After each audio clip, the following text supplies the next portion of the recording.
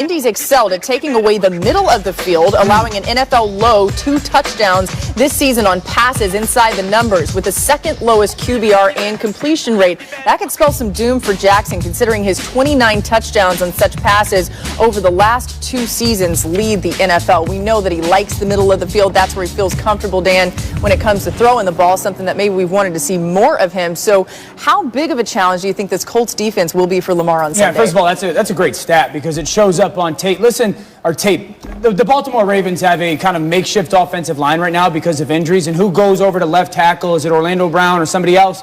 But this Indianapolis Colts defensive line has the chance to feast this weekend because not only the front four, but their rush. Look at the front four right now and just their ability to get up the line of scrimmage. And then some of their blitz packages. Houston gets one-on-one. He's too fast around the edge. That's that left tackle with Ronnie Stanley. Now we'll show you 5 guys up. Are we coming or are we just dropping? We're all just trying to get 5 one-on-ones. And look at Autry. Look at Houston. Just kind of close this pocket because they're double teaming DeForest Buckner. Same look. There's this 4 defensive linemen, then a linebacker. Leonard up. What they're going to do is close down the bottom of the defensive line and then allow him quickly to wrap around. That's a really simple but kind of impactful blitz package that the Colts have. So you're talking about a front that can get after you, new offensive line, and then a really good blitz package. And then the fact that the coverage, the cover 3 scheme that the Colts love to deploy does exactly what Lamar wants to do. Throw the ball to the middle of the field. They will challenge Lamar to push the ball to the boundary to get completions. It's going to be a huge kind of a big challenge for this Baltimore Ravens offense and Lamar in the passing game. Yeah, we've been here before, Dio. Like, I 100% agree with what you're saying.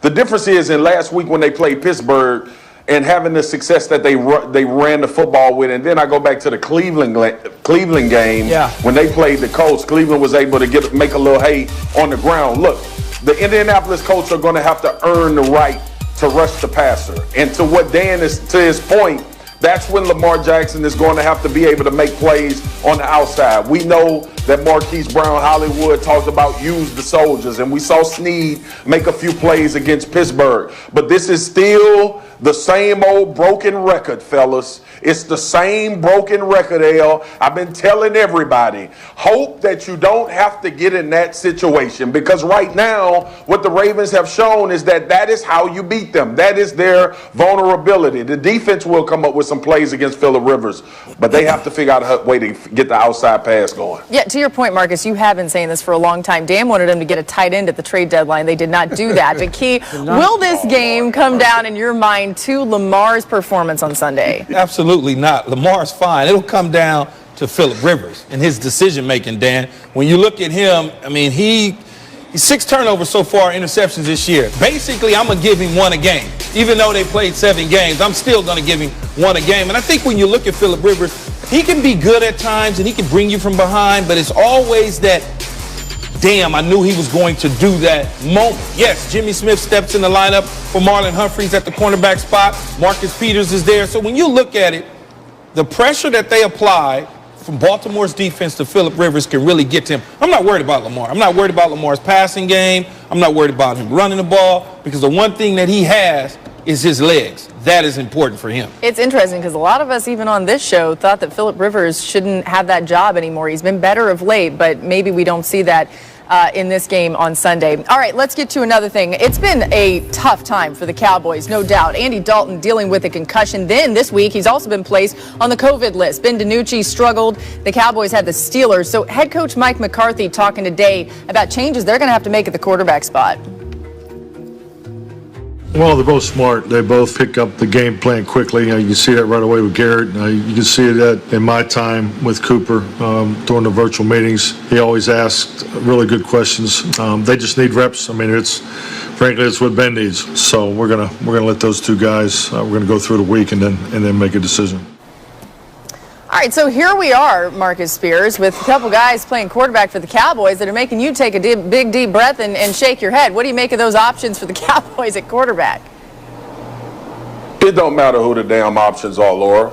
They playing against the Pittsburgh Steelers. Have we not watched the Pittsburgh Steelers defense play? Listen, if you feel like Cooper Rush or Garrett gives you a better chance to maybe be in the game for the first 5 minutes of the game, then decide whatever you're going to decide, Mike McCarthy. But this is not about the quarterback spot alone. This is about trying to find an efficient way to move the football. Like this, there will be no difference in DiNucci as opposed to Cooper Rush or Garrett in this football game. Did we not just see Lamar Jackson get turned over 4 times against the Pittsburgh Steelers defense? Do we not realize that TJ Watt is still out there and Bud Dupree is out there? Like this, look, I like talking about these things. I love talking about football. We breaking down tape. We talk about other teams. It does not damn matter who playing quarterback for the Cowboys this upcoming game. They ain't going to win, and they ain't going to look good, whoever behind center.